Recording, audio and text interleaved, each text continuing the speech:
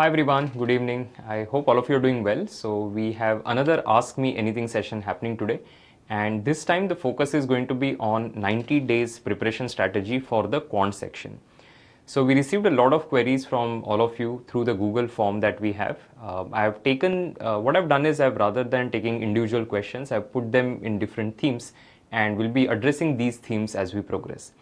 The initial 10 to 15 minutes I'm going to take to cover a little bit about the individual slots. So what happened in each of the years, in the last 4 years, in each of the slots in terms of the number of questions from individual areas. And then we'll also talk about the approximate score that you need to reach to a certain percentile. And then we'll talk about what are the must-do resources in terms of the number of questions that you should be solving and so on and so forth. So what are these resources that you should refer to? So all of these things will be discussed, and then we'll talk about the individual questions that you have. Now, if you have any questions, I would suggest that you put it in the YouTube chat, because as we progress, I'm going to be monitoring the YouTube chat. As I said, initial 10-15 minutes I'll take to cover some of the content that I've created for all of you. And then we'll talk more about the student specific questions. Okay, so great. With that, let's get started. Now, what I've done is firstly I put the data, right? And why data is required is because it gives you a clear picture of what has happened in the last 4 years, and it will help you to strategize. Because see, a lot of students, especially in the last 90 days, and students could be of different kind, right? So there could be students who have been preparing for the last 1 year. There could be students who started preparation, let's say 3 months back or 6 months back, and so on. And there will definitely be some students who are about to start their preparation, right? So in fact, there are students who have recently started their prep. Now, no matter who you are, you have to understand what is the number that you need to hit. And you also need to know, okay, from which of the areas you had the maximum number of questions in the individual sections, individual slots rather, when you look at the last 4 years of CAT, right? So why last 4 years and not more than that is because, of course, the CAT format was different earlier. So if you look at pre-CAT 19, the number of questions were more, the time available was more. So definitely the dynamics were a little different back then. What of course didn't change was the composition. Even that time you would see that it is dominated by arithmetic, right? So if you look at this, right, and something that all of you can just take a screenshot of this and keep it with you, so that whenever you want to refer to this data, you can always come back. So what you see is, if you look at CAT of the last 4 years and that S1, S2, S3, slot 1, slot 2, slot 3, you will see that they don't change the distribution of the questions too much from slot to slot. This is done to ensure that they are closer in terms of difficulty level compared to each other, right? So because they want to do normalization, they definitely don't want a situation where, let's say, in one slot they ask 10 questions of arithmetic, but in the next slot they ask only 2 questions of arithmetic, right? So this is something that they will typically not do. You will see some variation, and that variation could be plus or minus 1 or maybe plus or minus 2, but not more than that, because it will definitely impact their normalization dynamics. So what they do is they try to stick to a certain number in each of the slots from a particular area. Now, when you look at arithmetic, right, arithmetic tends to be the most dominant area. So if, let's say, there is somebody who is thinking that how can I optimize my preparation, right? How can I do the minimal effort possible and yet get maximum benefit out of it? Definitely the top 2 areas that you will have to focus on are going to be arithmetic and algebra, because year after year, right, it's not a particular year that we are talking about. Every single year you see arithmetic and algebra are dominant. So if you do your arithmetic algebra really well, you will put yourself in a position where you can clear the sectional cutoff quite comfortably. Because if the second table, right, which is again something that you should keep as a reference, shows you what was the scaled score versus percentile, right? So if you look at the scaled score versus percentile as well, you will see that if you look at, let's say, for example, except CAT 23, because CAT 23 is sort of that difficult paper of quant, insanely difficult across the 3 slots, and that is why you will see the numbers are on the lower side. But if you look at CAT 24, you look at CAT 22, 21, you're definitely going to have a lot of direct questions, right? So direct questions coming from the areas of arithmetic as well as algebra. Where things will get difficult is when they combine the 2 topics, right? So if I combine, let's say, some topic from arithmetic with something of algebra, I create a difficult question. So to be able to solve difficult questions, you need mastery in multiple areas. But to solve direct questions, you need mastery in specific areas. So if you look at this, right, firstly, we saw the initial bit and we realized that, okay, I'm going to focus on arithmetic and algebra. Now, the second table, if you look at, let's say, the sectional cutoff, typically, let's say 85 percentile requirement. Now, 85, you see 14, 14, 14, right? Has it changed too much in last 3 years of CAT, except CAT 23, forget that. How many questions would I typically need to get to, let's say, a scaled score of 14, right? It could be, let's say, even 4 questions, it could be 5 questions. If it is vastly scaled down, it could be maybe something like 6 correct questions, but not more than that. But let's say 5 correct questions. So if I can get 5 correct questions, I am going to clear the sectional cutoff. So let's work with that as the first point, that, okay, if I want to clear the sectionals, this is the bare minimum that I need to hit.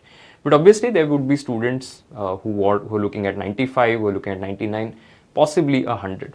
So if you're aiming for a 99, right, look at the numbers 33, 33, 36, right? Again, let's divide by 3 and consider it to be 11 or 12 roughly correct questions, or maybe 13. We don't know because of the scaling bit or the normalization, so we don't know that. But let's say 11 to 12 correct questions is what I'm going to need. The more questions you need correctly, the more areas you will have to cover. So then you can't say that, okay, I'm just going to do arithmetic and algebra. So a 99 percentile aim, or somebody who is aiming for a 99 percentile, cannot say that, hey, I'm going to do only arithmetic, right? Or I'm going to do only algebra. But if you are somebody who is aiming for these 85, 80 percentile kind of thing, it is definitely possible to skip something and be in a position to still get the sectional that you are looking for, okay? So depends on what your aim is. And I'm not going to say everybody should be aiming for a 99 percentile, right? I mean, of course you can, but then fundamentally, mathematically, it's not possible that everybody will get a 99 percentile. So you have to figure out, okay, what is first of all my aim? And that is a very personal thing. Somebody can say my aim is 95 percentile, and there's nothing wrong with that. But if you say 95 percentile, you have to know the data that, okay, 22, 23, 24 means what? Maybe 7 or 8 correct questions. Now, how can I get those 7 or 8 correct questions? See, it's not that just because I've done arithmetic, I'll be able to solve all the questions that appear from arithmetic, because there will be easy, moderate, difficult questions within these. So it may be possible that though I've done arithmetic really well, I'm very good at it, out of these, let's say 8, 9, 10 questions, whatever that appear from arithmetic, I might be able to do only 5 questions because the others are difficult. Where will be those remaining questions coming from, right? So if I have to do, let's say 11 questions, where are those 6 questions coming from? Which means that I need to add more areas to my kitty. So if you're aiming for a 95, 98, 99, etc., you need at least 3 areas out of 5 areas where you are very, very good. If you're good at least 3 areas, I'm again saying at least and not 3, at least 3, you're in a position to get to a 95, 98 comfortably. But if you're not, then of course you're at a lower percentile target. So be rational about it and figure out exactly what your target is, and then figure out how much effort you will have to put, okay? Now, some of the must-do resources. Now, why am I going to talk about this? Again, because a lot of students, and in that Google form, a lot of students had asked about how many questions should I solve on a daily basis, right? Now, see, if you look at the next 90 days, and that's why we decided to have this session, that you have 90 days ahead of you. Now, in 90 days, there is going to be a lot of time that you spend on taking tests, and there will be a lot of time that you spend on doing practice. Now, on the days when you take the test, if you do anything additional, that is definitely a bonus. But if you're taking a test, you are anyway going to do 22 questions of Quant on that particular day. Of course, you will not be able to maybe solve all of them during the test, but you're able to do, let's say, 5, 10, 15, whatever. The remaining you will solve after that as you analyze the test. So you'll cover 22 questions on that particular day. So I did some number crunching to figure out, okay, how many questions you will have to solve from here to be in a position where you can at least aim for a certain number. Now, is this something that is tested by, let's say, a lot of applying to some data and things like that? Not really, but just some calculations in terms of giving you roughly some targets to work with. See, because otherwise it's easy for anybody to say, okay, why don't you solve 5,000 questions? But is that practical? Or somebody says, okay, solve 1,000 questions and you're done. But is that practical? So what I've done is, if you're targeting a 99 or a 95, the efforts don't change a lot, because even if you observe previous data, the difference between a 95 and a 99 percentile, right, you will see the difference is about 8, 10, 12 marks. So that could be anywhere between 3 to 4 questions. So the effort does not differ a lot. The effort remains more or less the same. So if you're targeting 99, these are some of the things that you'll have to do. now there is an assumption that I have made that you are somebody who has completed the syllabus, and these are additional to that. So if you have already done your concepts, your class exercise and practice exercises, and if there are any non-IMS students who are attending this, please forgive me because I have taken only IMS resources, right? And these class exercises, etc., all of these are IMS resources. Now, if your concepts are already done, so maybe you've done one round of your syllabus, right? You've completed all your modules. Maybe you've done only class exercise, maybe you're not done practice, whatever may be the case. If you have completed one round of syllabus, okay, which means that you have gone through all the topics at least once, then this is the focus area now. Now, as a 99 percentiler, you should be taking all the benchmarking test, right? Now, we have 20 questions per benchmarking test. It should not take you a lot of time to finish these. Benchmarking tests classify you as learner capable advanced ninja. So it gives you a clear understanding of where do I stand in terms of my mastery on a particular topic, which then prompts you in working on areas where you are not good. So if you, on a particular topic, let's say you're a learner, it clearly means that you should be solving more questions of that. Where can they come from? You have the class exercise, you have the practice exercise, you have the practice exercise basics. So questions can come from there, right? So benchmarking test, ideally you should take all of them. So that is why I've written anybody targeting between that 85 to 99 zone, right, or more, you have to do benchmarking tests because these are topic level tests. Second is proctored SIMCATs and take home SIMCATs. Now, should you be doing all SIMCATs? My answer is yes, if you are somebody who is aiming for a 99. Now, a lot of students will say that I can take 10 tests and still get it, or I can do 15 tests and get it. Obviously you can. So I'm not saying that you have to take 20, then only you'll get a 99 percentile. And in fact, there's a video that we have released on the channel a few days back, which was on why you should be taking a SIMCAT. And I've done a thorough analysis in terms of how people perform from SIMCAT to CAT. I hope all of you have checked it out, but in case you haven't, have a look at it. Wherein I've made a case for taking more SIMCATs. So if you take more SIMCATs, it definitely helps you and pushes up your percentile. But yes, you can also get to a 99 percentile by taking fewer tests. But if you want to go all out and put efforts, I think you should take all 20 proctored SIMCATs and all 20 take-home SIMCATs as well. But of course, people who are targeting 95, 90, 85, they may not take all the tests because you can get there by taking fewer tests as well. But if you want, you can take more. See, this is something that I'm saying is a minimum target. If anybody wants to do more, why not? I mean, if somebody who's targeting 85 wants to put efforts that a 99 percentiler is putting, why not? Go ahead and do it. If you have the time, you have the energy, you should definitely do it. Then comes past CAT papers, and past CAT papers is standard for everybody. So you have to do past CAT papers, and this I'm referring to papers starting 2019. All of these papers are also available in my IMS as tests. You can actually take them as tests if you want to, right? So make sure that you take all the past CAT papers, and this is important for everybody. Even if you're targeting 85 or even less than that, I would suggest that you look at past CAT papers because they tend to repeat concepts that are checked, right? See, they will not repeat the exact question, obviously, and very few, it has happened by the way in the past where they have used one question from a past CAT paper, just change it here and there, and they have used it in this year. But that has happened on very few instances. But why you should take past CAT papers is because that's the gold standard, right? You cannot get anything which is more closer than that. So all the past CAT papers you have to do. Right now, if you look at 2019 onwards, so 2020 onwards, everything were 3 slots. So you have these many questions that you will do of Quant. So these are only Quant questions, by the way. Okay, so I'm saying you should be able to do 220 roughly questions of Quant if you do, 410 if you do past CAT papers. Okay, so 410 is constant for everybody. Then comes section test. Section test again I've kept for everybody. Why? Because section tests allow you to experiment. See, section test is something that nobody can give an excuse, right? That I don't have 40 minutes. Everybody will have 40 minutes. You will find 40 minutes in the morning, you will find 40 minutes in the night. So no matter who you are as a candidate, you should be able to easily do 10 section tests. Now, why this is important is because you can experiment with a lot of things. So for example, you can try going through all the questions once in a particular test and see, just mark the ones that you're going to solve. Or you can try, okay, let me go through question 1, 2, 3, find an easy question, attempt that, then go to 4, 5, 6, find an easy question, attempt that. So I can try this strategy. I can do ABC. So I see a question, I classify quickly as ABC. If it is A, I do it, otherwise I move to the next question. So these are various strategies that you can try in your section test, because students are generally hesitant to try such things in take-home SIMCATs or proctored SIMCATs, because they think, oh, it will impact my score. Of course, it will impact your score, but that is the process of learning. So there is going to be that initial frustration that will happen if one strategy does not work, but now you know that that's not what I'm supposed to do.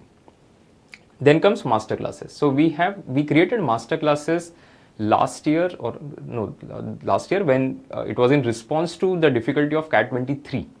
So when CAT 23 was insanely difficult in Quant, we thought that, okay, if let's say something were to happen in CAT 24, we should be prepared. So we created new master classes last year which were of higher difficulty. Now students who are aiming for a higher percentile should only do it. So if you're targeting 90 plus, then you should do it. Again, for 99, 95, I'm saying you should do all master classes. For 90, you can do half of them roughly. And if your target is 85, you don't have to do master classes, because honestly, you can get there without doing these advanced master classes, because they are clearly difficult questions. You will not be able to appreciate them if you haven't done the rest of the things. Okay, so this is what I'll focus on. This is the total. This is roughly the minimum target. So if somebody asks me today, can I get to a 99 percentile in Quant from now, if I've completed one round of my syllabus? My answer is yes. But you of course have to do a lot of things, right? So that would be roughly 30 questions a day. Now somebody will say, how much of time investment is required? It depends on how much time on average you take per question. So if you take, let's say, 4 minutes on average, this is going to be roughly 2 hours of effort, right? But here, let's say somebody who is targeting 85 might be taking 5 minutes per question or 6 minutes per question. In that case, your effort will increase, right? Or even if it is 6 minutes, your effort will remain more or less the same in terms of time that you are spending. Number of questions will of course be slightly lower. So can you get to a percentile that you want? The answer is yes. But should you be ready to put in the effort that is required? Obviously, right? So if you are ready, of course something will happen. Now, a lot of questions that we got, I decided to classify them in various themes. And the first theme was, how do I do revision? So a lot of students who have completed the syllabus. Question is, how do I revise? Right? So firstly, you should be completing your syllabus by October end, right? The earlier the better. So those of you who already completed your syllabus, great, fantastic. But those of you who haven't done it, maybe you started very recently, your aim should be to complete your syllabus by October end, which will still give you one nice month of complete test taking. Okay, see, test taking cannot be postponed. So even if students who have just started their prep, you have to take SIMCATs while you are doing your module 1, 2, 3, etc. Because you are not going to get a lot of opportunity later to improve your test taking. So even in September, even in October, you will end up taking SIMCATs, but you are taking SIMCATs with limited prep.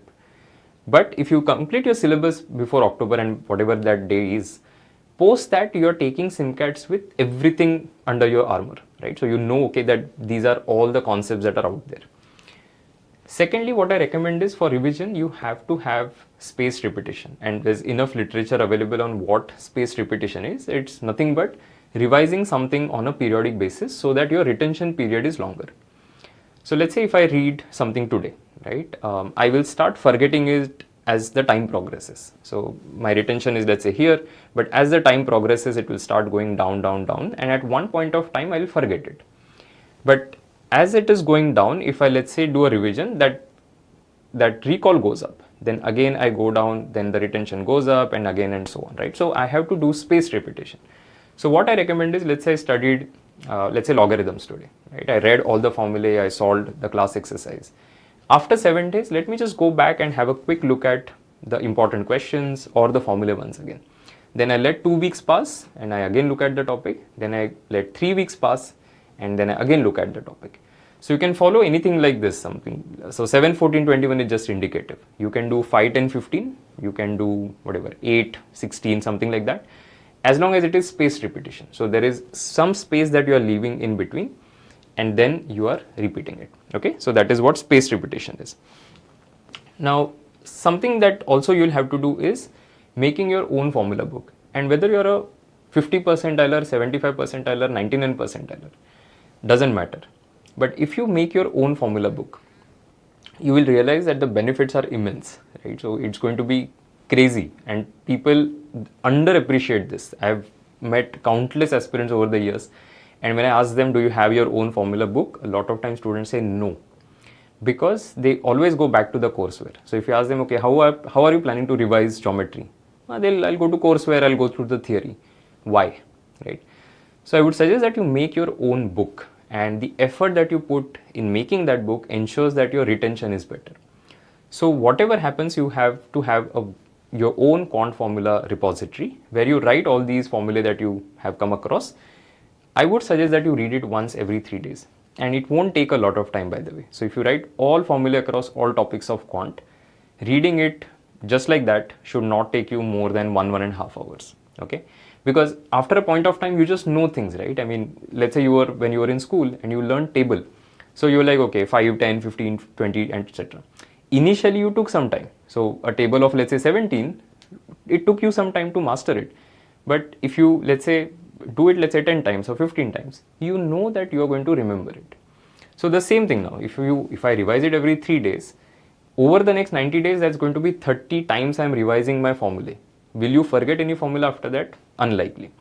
So nobody should come and say at the end of the test that, oh, I forgot volume of sphere, or I forgot, okay, what is sum of infinity, right? Infinite terms, right? So that is not something that should happen. You need to know all the direct formulas so that whatever direct questions are there, you will be able to solve these questions.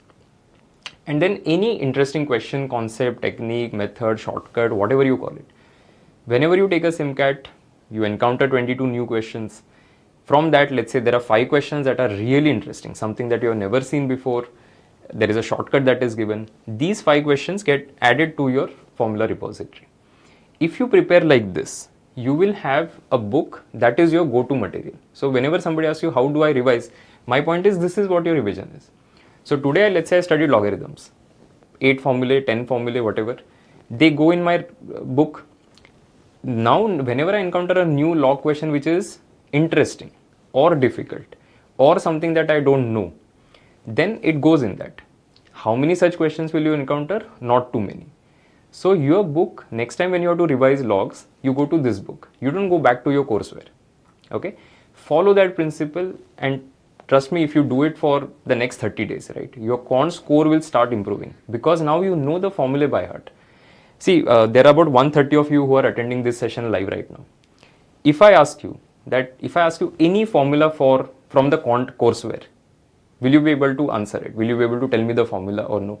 How many of you are actually confident that you will be able to do it? Right? See, basic formula pretty much everybody knows. Pythagoras theorem, if I ask you, people will tell me.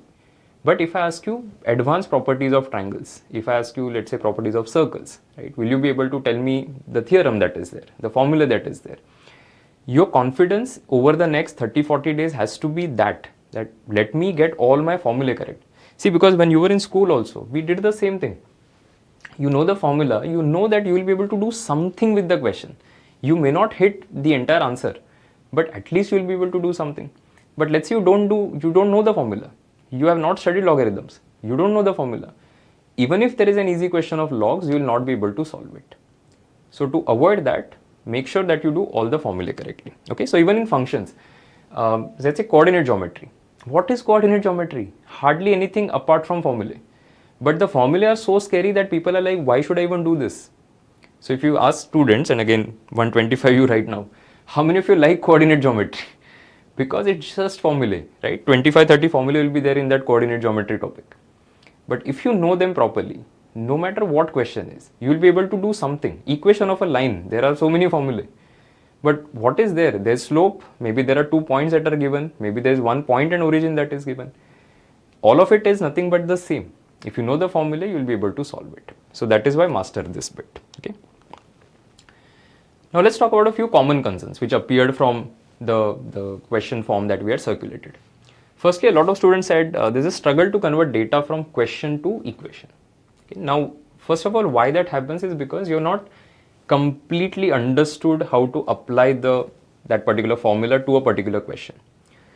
So if you want to solve this problem, what I would suggest is whenever you're solving questions offline, so today I'm just sitting with my courseware, right, and I'm doing, let's say, profit loss discount. Okay. Now in this, I solved a particular question that, okay, item CP is 600, you're making 20% profit, so 720, 800 is the markup, 80 is the discount, so 10% discount. Okay.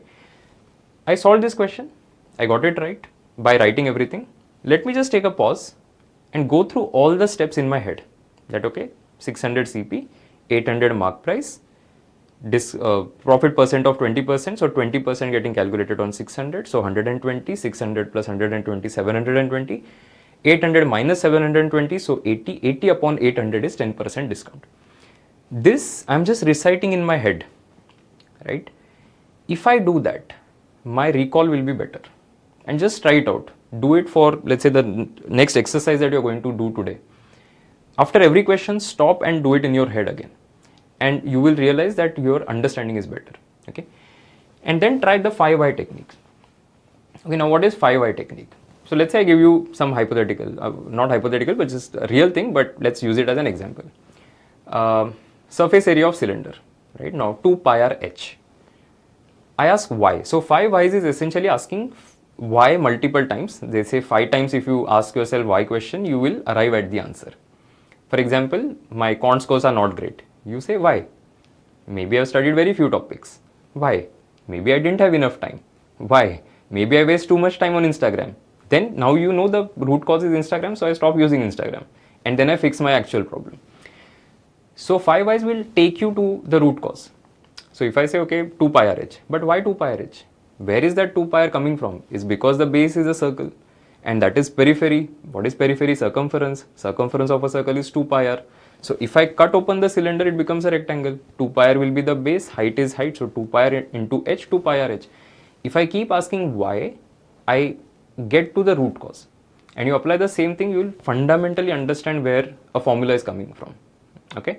If you do that, again your understanding will improve. So this will help you to convert your data from questions to equation. Okay. Secondly, difference in difficulty of courseware versus SimCat. So a lot of students said that courseware questions I'm able to solve, but SimCat questions are very difficult. Are they very, very difficult? The answer is no. But you need to have mastery on your class exercise, practice exercise to understand and appreciate those questions. What will also happen, and you have to realize this, is SimCats are also to teach you something new. We are not making SimCat just so that you can check whether you know it or not. So it is to teach you new methods and shortcuts, but it is also to check your ability to apply what you have studied. So that is why invariably you will find new questions, new concepts, new techniques that you have previously not encountered in SimCats. You have to use that opportunity to learn new things. Don't think that, oh, I'm not able to solve this, don't bother. Don't do that. Each and every such question, if you're not able to solve, right, you go through the solution, you try to do it on your own and things like that. And then analyze each of the mocks. See, whatever I said, right, if you don't analyze your performance, you will not be able to progress. It's just that if I tell you that, okay, solve 20 questions every day, and you do similar questions every single day, after, even if you spend 90 days, you're not going to improve. But every day, if I do different kinds of questions, different difficulty, different sources, the things that I told you about, and I look at each question critically, and I remember all those things, then it will create a massive impact. Then some other concerns, I'm able to solve outside the test, but unable to perform during the test. Common thing, right? That if you give me SimCat paper and tell me, take whatever time you want, I'll be able to solve most of the questions. But I'm not able to do that when it is SimCat situation. How do I fix that? You have to get used to solving under time pressure. You are preparing for a test which is a time test. You cannot say that I know how to solve it, but I don't know how to solve it in time pressure, right? So make yourself or subject yourself to that particular situation multiple times. Every single day, if you do some kind of test taking, it could be taking a benchmarking test, a section test, a module test, whatever the case may be. Taking test is going to be your go-to thing for the next 90 days. You have to take a test at least every single day, right? One test. Now, if you do this and you try ABC methodology implementation. So every test, my focus is not 22 questions. My focus is out of 22 questions, if there are 10 easy questions, I should be able to do these 10 questions. If there are 5 moderate questions, I should be able to do at least 2 or 3 moderate questions. If there are whatever remaining difficult questions, better I stay away from these things, right? I will do it after the timer runs out, but I will not do it during the test. That is what you need to master, okay? So focus on it. And finally, attempt speed accuracy, right? So a lot of you ask that if I try to increase my attempts, my accuracy goes for a toss. Then I increase my speed, my accuracy goes for a toss, and things like that. Firstly, don't change the natural order of things, right? So content, confidence, speed. Don't expect you to get very, very fast in terms of solving questions if you don't know the formula. So formula is the core, right? The content is the core. If I have content, once I do content, I keep doing it, I develop confidence. Once I've developed confidence, eventually I'll develop speed. So if you mess up this order, if you start running behind speed without having content, it's not going to work. One more natural order is this: systematic method, then shortcut. So a lot of students run behind shortcuts. And I have in fact encountered this multiple times when I used to actively teach, that I would show the long cut and then I would show the shortcut. And somebody would come and say, shortcut hai to ye long cut kyun? But you appreciate shortcut only when you know the long cut, right? So if you have taken a lot of effort in learning something the hard way, and then you know that, okay, wow, there is a shortcut, I can actually solve this in under 10 seconds or 20 seconds. The advantage of that is this, because shortcuts sometimes are very question specific.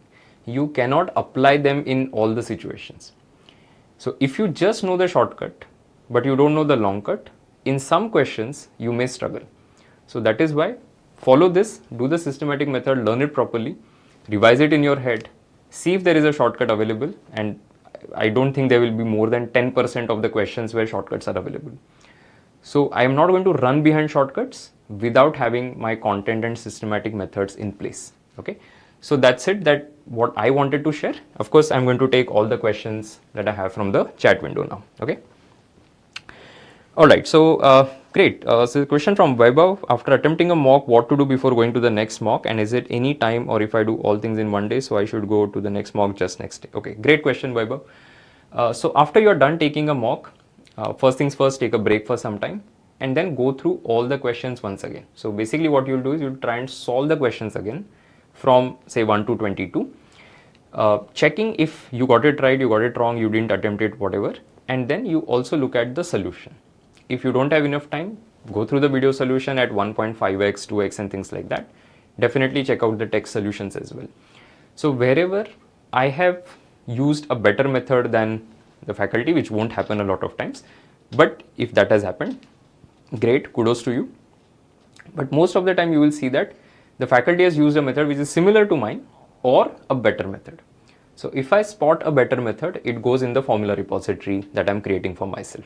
Okay, so I'll solve all the questions once again, and then I make a plan that, okay, what are the things that I'm going to do before I go to the next thing. So if I look at the things that I told you to focus on, let me just take you back. So let's say today I take a proctored SIMCAT, right? Now I know, okay, this is how I performed. So I realized that, okay, for me, time speed distance is a problem. Now what do? Go and take, let's say, benchmarking test of time speed distance, right? Or I can always go and do class exercise, practice exercise, revision of time speed distance, correct? So I can do a lot of things around it. So I just need to plan that before I face the next SIMCAT, this is what I'm going to do at a topic level. If I can do that, great. I'll maybe just wait on this slide so that all of you can, people who joined in late can always refer to it. COVID, my scores are stuck at 21-25 in IMS mock, and also I'm an IMS enrolled student. What should I do? Okay, so firstly, 21-25 is not a bad position to be in. If you're stuck between 21 to 25, you're somewhere here, right? Somewhere in this zone, which is like a 95 percentile kind of zone. So what you now need to do is, what are these remaining questions that I'm not able to solve? What topics they are from, what concepts they are checking, why am I not able to solve them? So I would suggest that you look at your time spent per question. You look at time spent in totality on unattempted questions. Now, if your time spent on unattempted questions is a lot, it is a sign that either you don't know a lot of things, or you know but you're not able to apply, because of which your attempts are on the lower side. So figure out what are the reasons why you're not able to solve something. Look at your question selection table that you have for each of the SIMCATs, and that will tell you more details as to what you should be doing. Okay. But absolutely no reason to worry, right? So 21-25 is a good position to be in. Nancy, around 30-35, is it bad? Definitely not bad. I mean, you look at the actual CAT data, you will realize that a 30-35 would definitely take you to a 98 plus percentile. So don't worry about it. Himani, scores in SimCat have been 31, 20, 39, etc. How to improve? Himani, first things first, you're doing very well. So don't worry too much. But the remaining questions, in every mock, I'll ask myself, why was I not able to solve these remaining questions? Is it because I don't know? Is it because I know but I'm not able to apply? Is it because I'm running out of time? So there has to be a justification, right? That why did I miss an easy question or a moderate question? Difficult question, you skip by choice. That is the best thing that you do. But if you skip easy question by choice, by force, that is where the problem lies. Siddharth, in sectional mocks, we should aim at what score for comfortably crossing 1995 percentile in actual CAT. Okay, so Siddharth, in the sectionals, right, I'm not going to focus too much on percentile and things like that. The more the merrier, right? That is how I'm going to approach it. Not concerning myself too much with, okay, how does that translate to, let's say, a SimCat or a CAT performance? Okay, question from Pintu, scoring 25-13 sectional DLR Quant, not giving VRC full length cause not having confidence in VRC. Okay, so today we are not focusing too much on VRC. We had a session last week on it. But see, Pintu, if there are things that are working for you in DLR and Quant, but not in one section, right? You know what you're supposed to do. So I'm not going to give you something that is vastly different from the advice that I've been giving, that you focus on what you're supposed to do. So if you know that my parajumbles are weak, you study parajumbles. You do, let's say, 25 questions of parajumbles before you take the next SimCat. Okay, Johnny, I've done my graduation from distance learning. Is there any problem getting into old IMS? No, not a problem. Karthik, section test video solution नहीं है तो करने का मन ही नहीं करता. Why? I mean, why should all the questions have video solutions? It's not required. So if, let's say, you have any difficulty in these problems, you can always reach out to your mentor and ask them for a better solution. But it's not necessary that everything should have a video solution. Nancy, are these resources which you have showed from IMS, are these enough to crack 85? The scores varies in tests, though should we practice these again and again repeatedly? Modules and benchmark tests are easier and I feel SimCats are a difficult question which I'm unable to solve. What to do? See, that's the point that I mentioned, right? That if you haven't done your base work, which is your class exercise, practice exercise, you will find a lot of things difficult. But if you've done your class practice really well, you won't find these to be super difficult, right? It just add on that will happen. So focus on everything. See, a lot of people think that after they have reached a certain level, right, they have this tendency to think that they should do questions that are only above that level. But that's not how it works. See, if I'm able to solve all easy questions of let's say percentage, right? If I encounter the next question of percentage which is easy, and let's say my average time is 30 seconds for such questions, can I bring it down to 15 seconds? So I will still have to look at some of the easy questions of parajumbles whenever I encounter them and see, can I destroy these questions? Can I do them in 10 seconds, for example? So I will still do easy, moderate questions, right? So do questions across the difficulty rather than thinking, oh, I've reached a 99 percentile zone, I don't have to worry about easy questions. Pintu, syllabus kabhi khatam nahi hota, give test more and more and okay, fine. I think he was referring to somebody and I think that's a fair advice that you will never feel 100% confident. You will never be able to say I've done everything that is out there. Okay. Avni, I'm scoring lowest in Quant. So I want to revise everything starting from module 1. How should I revise? When I first did these topics, I did class exercise basic. Okay. Great. Since you've done these exercises, the fastest way to revise is go through theory quickly once or watch the concept videos and go through class exercises, but don't solve each and every question. See, you would have solved them somewhere, maybe in a notebook or something. So you can actually just glance through the questions and you ask yourself, oh, do I know this? Or I don't know this. So for example, the question could be basic, right? In class exercises, you have a lot of basic questions. So if the question says, okay, calculate 30% of 400, do I have to do it right now? No, because I know how to do it. So you can skip through such questions. So that way you will at least optimize a little bit. Slayer, I'm not able to solve a single question from QA. I can't even understand algebra, geometry, modern maths. Going tough, what to do? Okay, Slayer, the advice is to slay, right? So start slaying things. Take up one area, right? So let's say arithmetic. Which is the easiest topic in arithmetic? I would say, again, people can disagree, but I'm going to say percentages. If you do percentages and averages, if you do these two, your fundamentals for other topics in arithmetic are sorted. So because percentage, profit loss discount is percentage, right? Mixtures allegation is averages and percentages. So you do these two, tackle these two first, and then add one topic as you progress. So let's say today you've done only percentage averages. Go to the SimCat, figure out where percentage average questions are. Just sit on these questions for 10 minutes and solve these questions. Next mock, by the time you reach next mock, add one more topic to it. Percentage averages, let's say ratios. Go to the next mock, percentage averages, ratios, mixtures allegation. Next mock, percentage average, ratio, mixtures allegation, time and work. That way, if you approach, you will slowly have more content to work with. Okay, so try it out. Pintu, anyone here from VRC is too weak, what to do? Pintu, again, everything is the same, right? You just sit and solve questions, you will get better. Except the formula sheet, how do I revise? Do I do the class exercise BMT? Class exercise quick glance is what I recommend. Harshit, I think you are referring to somebody else's problem, so great, thanks for helping him. Chandra, any good formula sheet from any institute? Chandra, this is the problem that I've been talking about, right? And in fact, I don't want you to do that. And some people may not like it, but this is the easy way out. That, hey, why don't somebody give me a formula book, right? I can get it from somebody, I can borrow it from IMS, Times, CL, whatever. Point is, why don't you make it for yourself? So, do you think that people who go to top institutes, do you think they're not putting the effort? Obviously, they're putting efforts, and they've put efforts all their life. Making a formula book, and again, I'm not challenging anybody, but if you actually sit and decide to write formulae from all the chapters that are there in your courseware, I can definitely say that you will not take more than a week to finish this task. Okay? Whatever time you spend on a daily basis, that is up to you. But within the next 7 days, you will be able to write all the formulae from all the topics. So please don't ask this to anybody. Make it for yourself. That is your personal effort. And if you outsource your efforts, it is going to create a problem for you.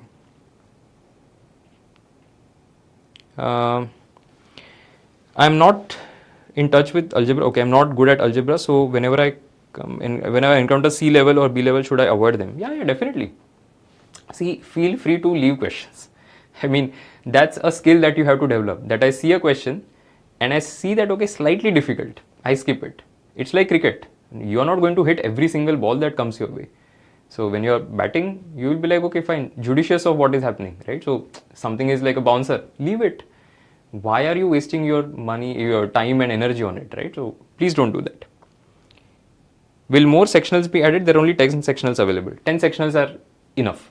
You don't need to have more sectionals, because see, every proctored SimCat, every take-home SimCat, every pass-cat paper, that's also a sectional technically when you do those 40 minutes, correct? So you don't need more than that. Manan, how can I increase my solving speed? Good that you asked. That was the last thing that we had discussed. Content, confidence, speed. Okay, so worry about this first. That have I covered the topic in depth? If I have not done that, this is not going to happen. Okay. See, speed comes because of muscle memory, and that happens because you have done particular type of questions multiple times. So if I have done something, let's say 10 times, I will definitely be able to solve them faster. But if I have done something only once, my memory is vague about it, so I will not be able to replicate my speed. V7, SimCat take-home percentile is mapped according to mocks of past year proctored. Students use multiple question different tests. Then is the percentile mapping accurate? Is it comparable to current pool? Yes, comparable. See, because that's the whole point of statistics, right? That when you have a larger sample size, the inferences that you draw stay valid. So you have decent enough sample size, and that's why it's not a problem. You bet, how should we manage sectional mocks and the revision of topics all at once? So the daily effort, as we discussed, is going to be somewhere in this range. So that's how you'll have to do. And planning individually your day is a skill that you have to work on. So you figure out morning person, evening person, late night person, figure out when you can spend time and work on these things. Okay. This is from Shriya. I'm lagging a bit in portion completion. I've completed module 1 and 2. So good that you have done 1, 2. How to follow this to get 99 percentile? Okay. So because you have done 1 and 2, right, you're in position to take full length test also. Okay. So if you can, let's say, park section test a little bit. You can still take a proctored SimCat or a take-home SimCat. see how you perform. If you want, you can also do section test, but better if you can cover more topics, right? So 1 and 2 is done, you are in a position to take it. You might not be able to hit a lot of questions, but that's okay. Now as you progress, you reach module 3, follow the space repetition thing that we discussed, that while you're in module 3 in September, revise module 1, and when you reach in October, let's say you're on module 4, you revise module 2 as well. Okay, so that's how you do space repetition of the things that you have studied, and you continue to take tests, so don't skip test. Nandini, I've had a huge gap for prep due to college exams. It looks like I need to start from scratch. How do I take out time to do both basics and mocks?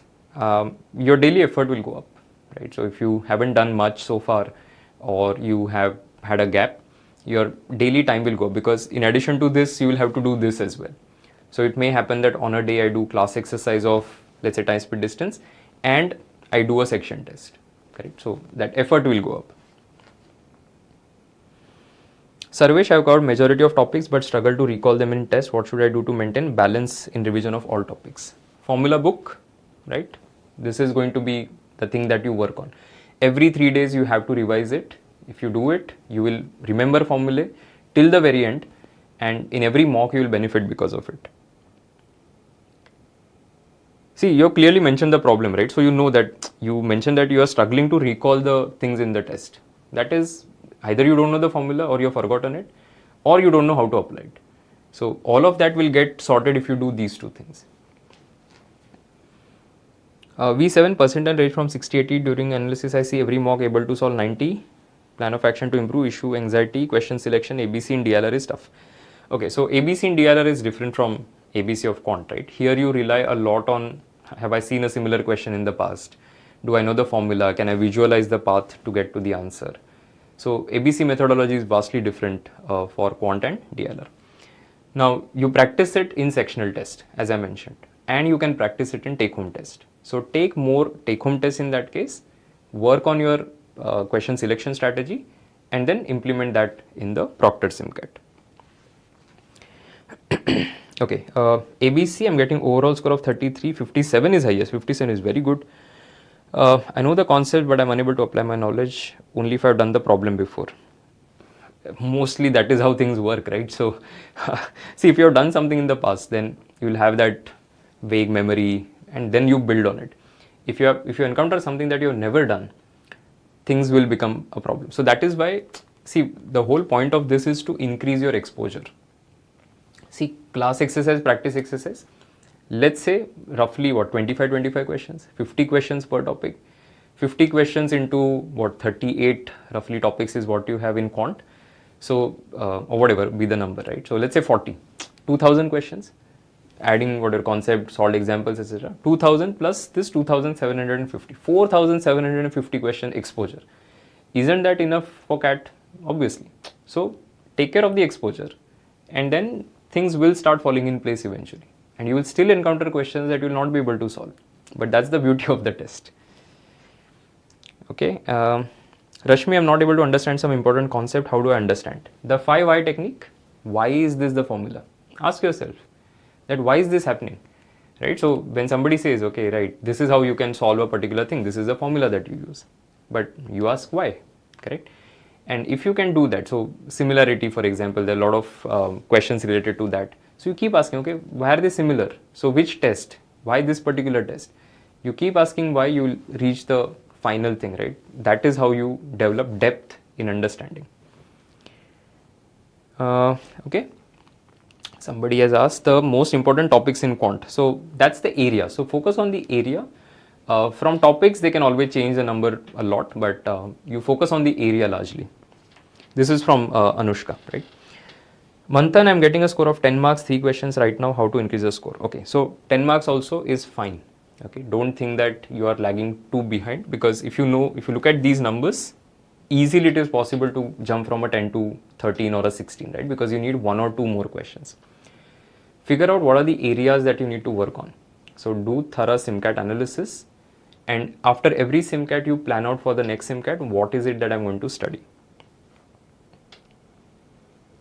Piyush, we should do number system or skip it?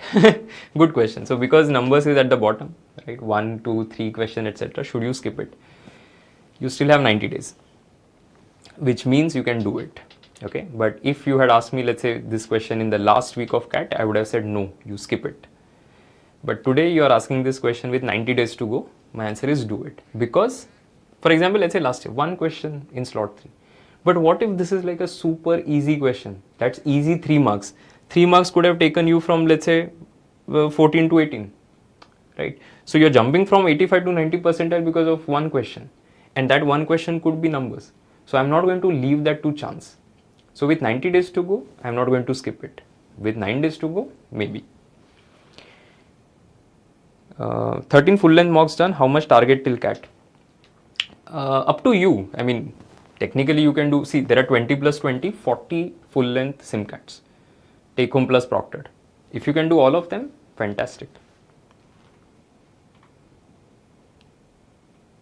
I have completed algebra, but during SimCATs, I am not able to solve the question. Shivam, see, it will be true for all other areas also. That basically there's some struggle. Maybe you don't remember the formula or you don't like the topic, right? So as an aspirant, when I was a student, right, I never did a lot of advanced algebra because there was that fear that anyway the questions are going to be lengthy, so what's the point and things like that. But when I started studying it, I realized that it is not that difficult. See, nothing that is there in CAT syllabus is rocket science.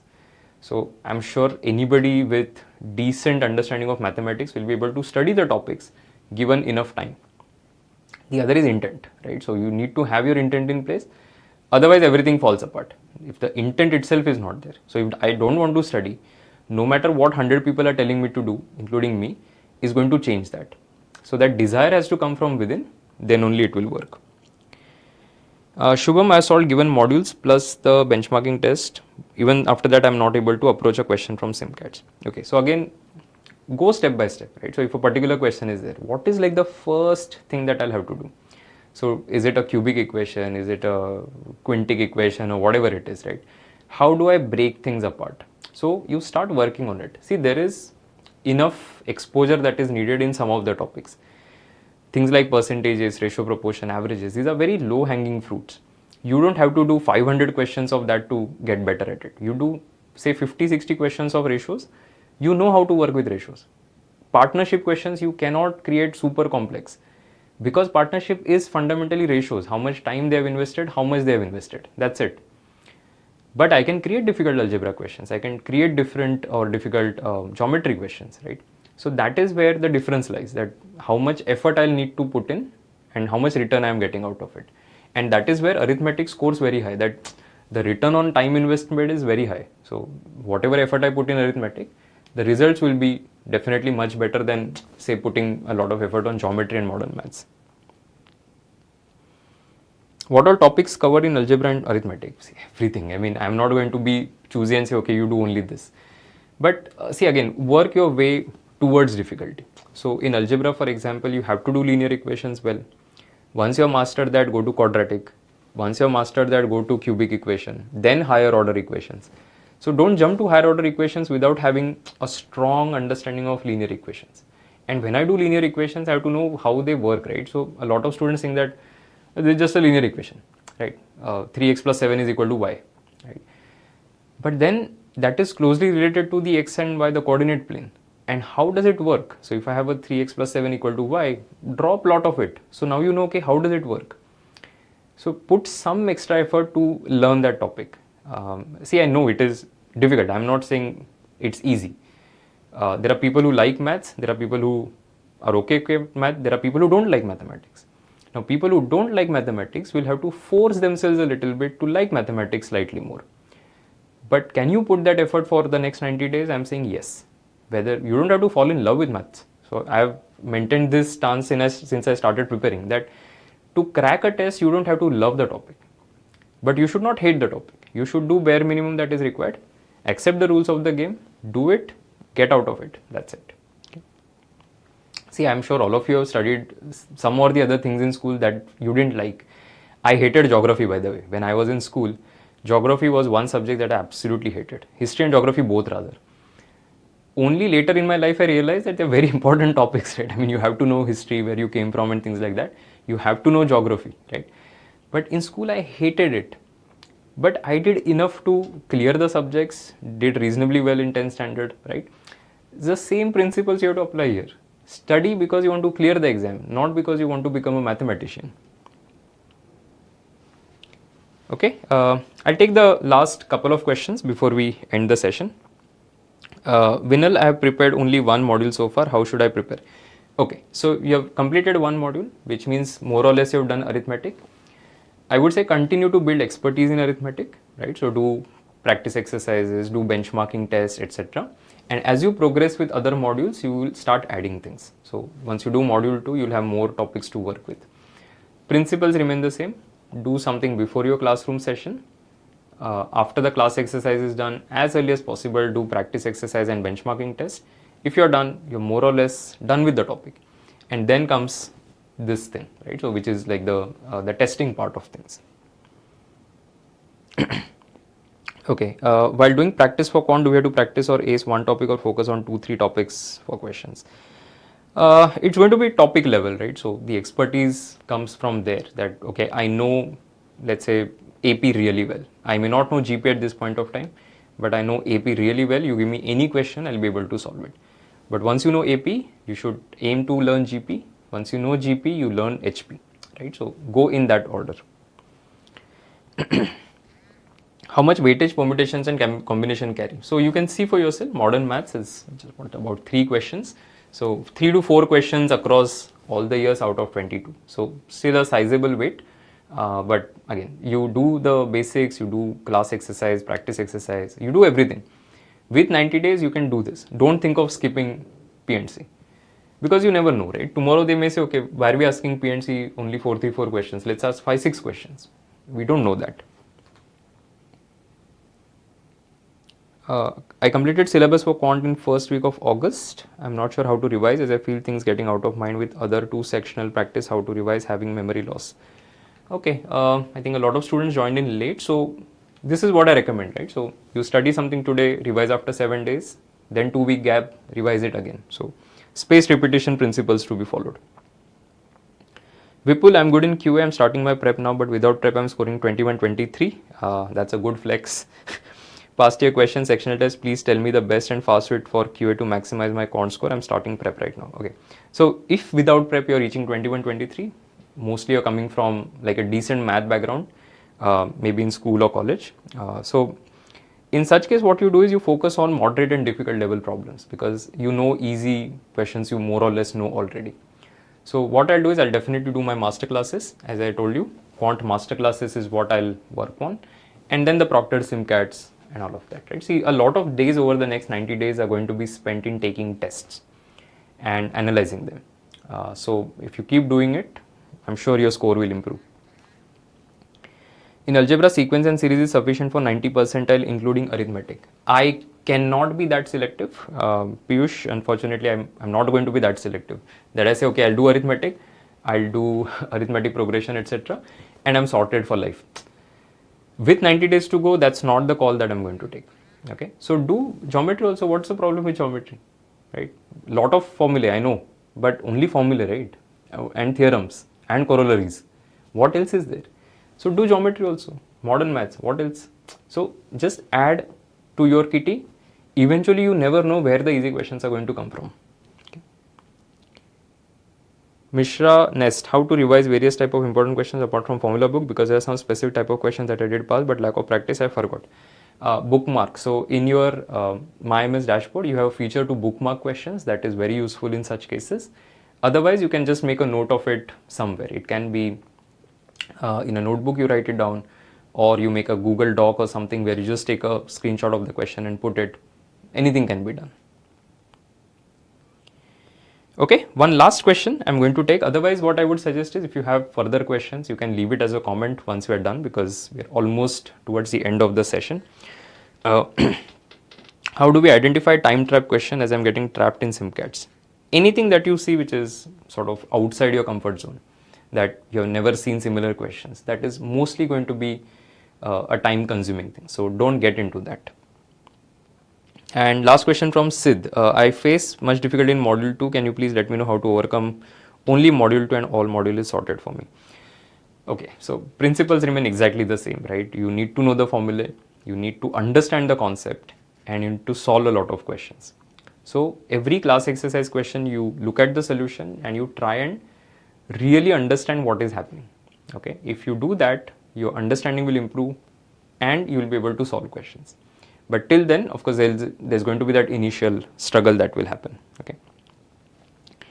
All right. So in the interest of time, I will have to end the session. But thank you so much for joining and waiting till the end. I hope this discussion that we had has helped you. But if you still have any questions, I was not able to take your question for whatever reasons, make sure that you leave a comment and I'll try and get back as soon as possible. Okay. So thank you so much, all of you, for joining. I hope it has helped you. I will see you soon, maybe in some AMA session or a video. So stay tuned, and if you haven't subscribed to the channel, do it now. Okay. So thanks. Bye.